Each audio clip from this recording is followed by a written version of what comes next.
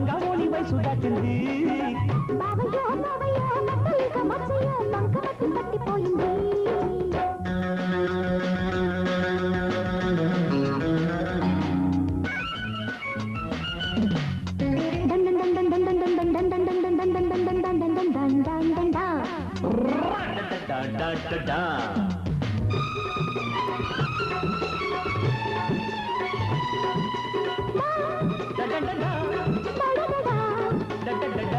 da